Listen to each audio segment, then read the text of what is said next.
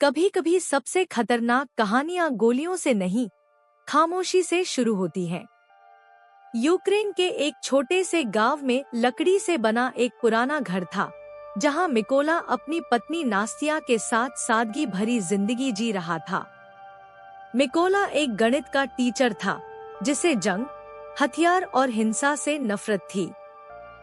वह मानता था कि हर समस्या का हल तर्क और समझ से निकाला जा सकता है।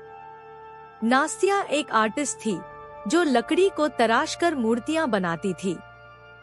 उसकी बनाई मूर्तियों में माँ, बच्चा और शांति के चेहरे होते थे। मिकोला रोज स्कूल जाने से पहले उन मूर्तियों को देखता और सुकून महसूस करता।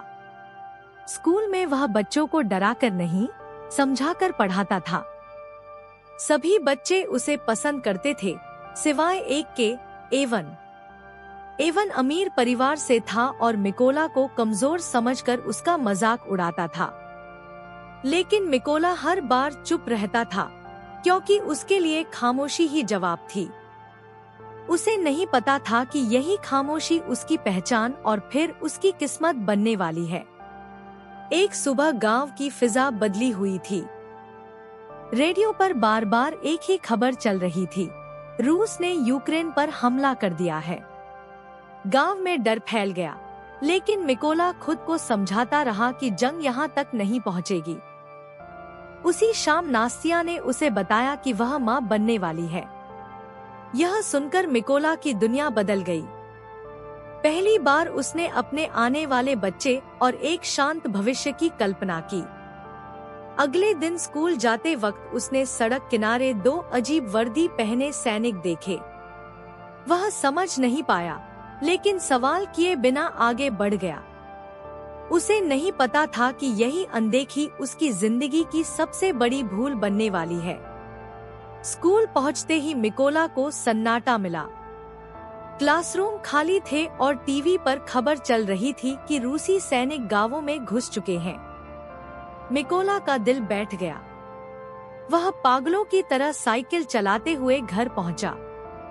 घर का नजारा देखते ही उसकी सांस रुक गई। नास्तिया जमीन पर थी और रूसी सैनिक उस पर चिल्ला रहे थे। मिकोला उनके सामने गिर पड़ा, हाथ जोड़कर गिड़गिड़ाया, बताया कि उसकी पत्नी प्रेग्नेंट है। लेकिन जवाब में सिर्फ बेरहमी मिली। घर जला दिया गया।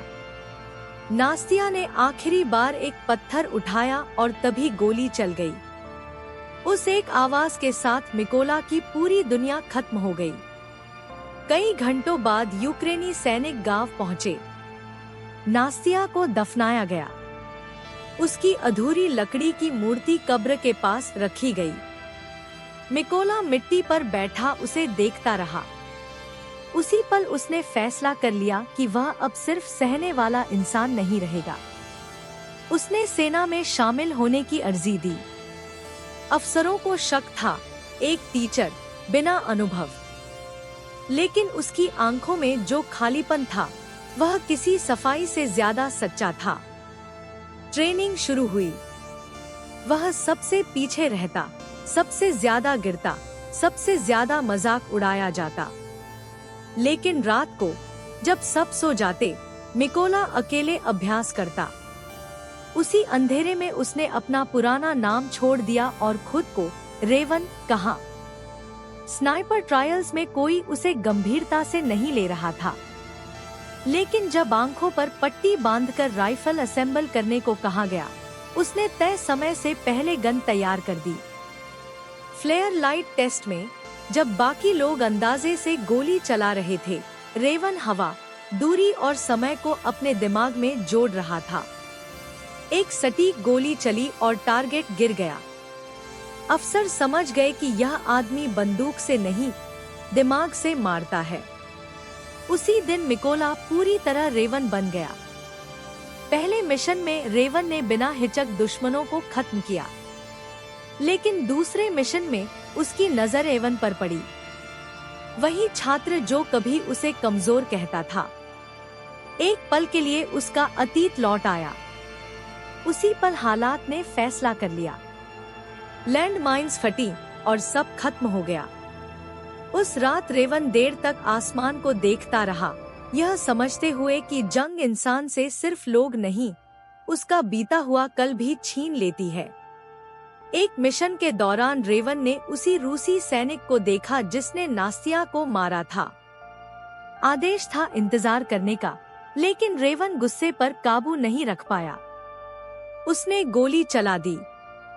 दुश्मन मरा, लेकिन उसकी वजह से कर्नल की भी जान चली गई। उस पल रेवन समझ गया कि बदला सिर्फ दुश्मन को नहीं, इंसान को भी मार देता है। अब वह अपने गुनाह के बोझ के साथ जी रहा था। रेवन को खबर मिली कि रूस का सबसे खतरनाक स्नाइपर सिरी उसी इलाके में है।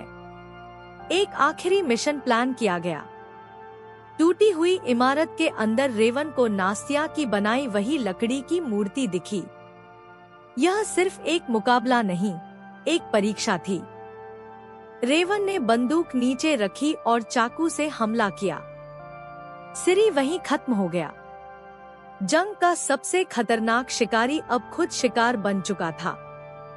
कुछ दिन बाद रेवन अपनी पत्नी की कब्र के सामने खड़ा। बदला पूरा हो चुका था, लेकिन दिल में सुकून नहीं था।